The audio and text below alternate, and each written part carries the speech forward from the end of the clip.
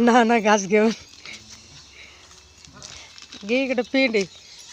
संध्याकाळी हुरडा करायची तयारी आहे का नाही रुद्रा? मग पप्पाने कापून दिला काय? घेऊन जावा. होय.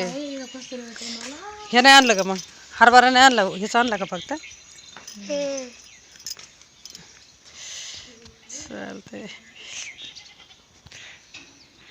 काय आता संध्याकाळी आता रात्री हरभऱ्याची आता याची करू. दिदूबाई तर एवढं घास पण आणली तर लगेच दमली. तर चला मित्रांनो, हुरडा भाजायला सुरुवात झालेली आहे.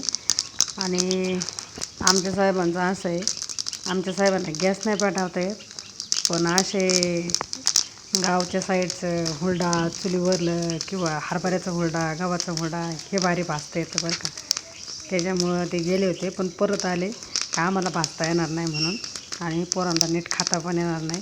त्याच्यामुळं त्यांनी पेंड्या पोरांजोपर्यंत कापून बिपून व्यवस्थित पेंडी बांधून पण दिली. आणि आता हुरडा पण भाजून देऊ राहिले. तर आता चांगलंच पेटलं आहे. आणि हुरडा पण असा आणायचा असतो गव्हाचा की गहू हुरड्यात आला पाहिजे, म्हणजे असं थोडासा ज्यावेळेस एखादं पाणी द्यायचं राहिले गव्हाला त्यावेळेसचा हुरडा खायचा, म्हणजे खाण्याची मजाच वेगळी असते. आता भाजल्यावर तुम्हाला दाखवते किती भारी लागतो हुरडा.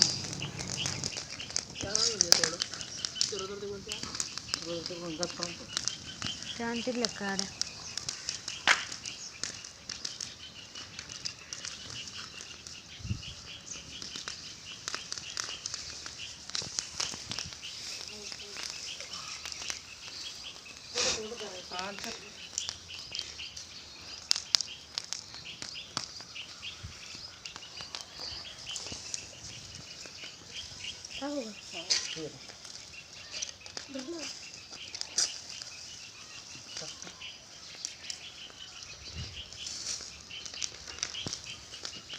काय टोचलं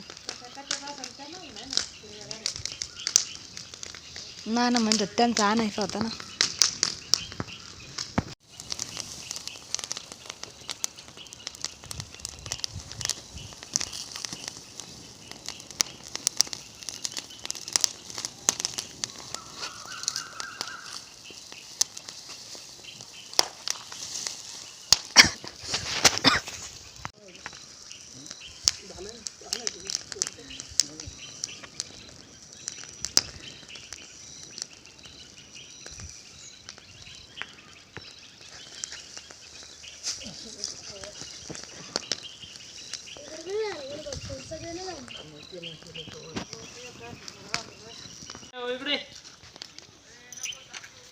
अरे या हुरडा खायला.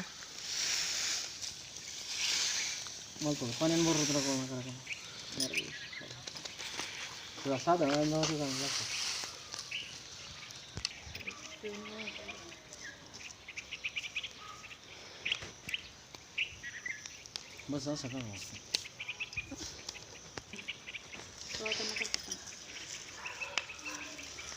कसं नाही पाहिजे.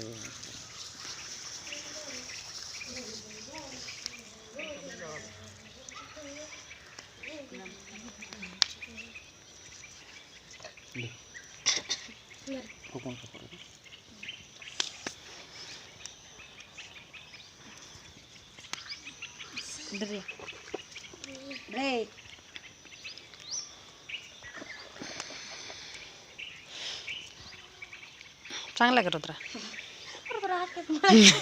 रुद्रा अशी काळं भांगर तोंड होते. रात्री हरभऱ्याचा खादा ना लय काळं भांगर तोंड झालं तिचं.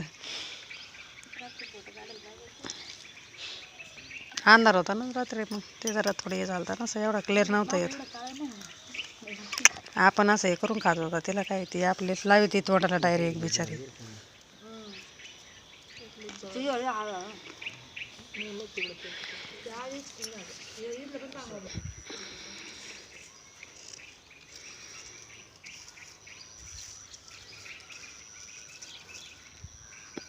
रुद्रापती त्यासोबत काय मसाला खायचा काय?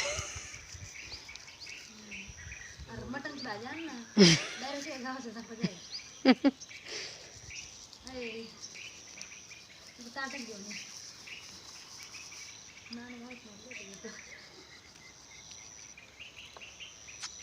नानाला माहितीच नसेल केलाय म्हणून.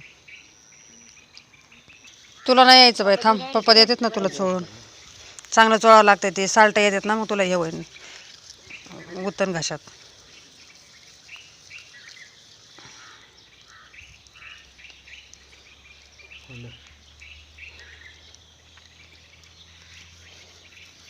फोटो हम्म.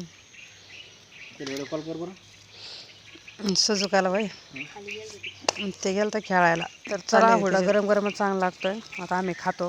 व्हिडिओ आवडल्यास लाईक आणि शेअर करायला. छानला जायचं होतं याला भाज्या आणायला.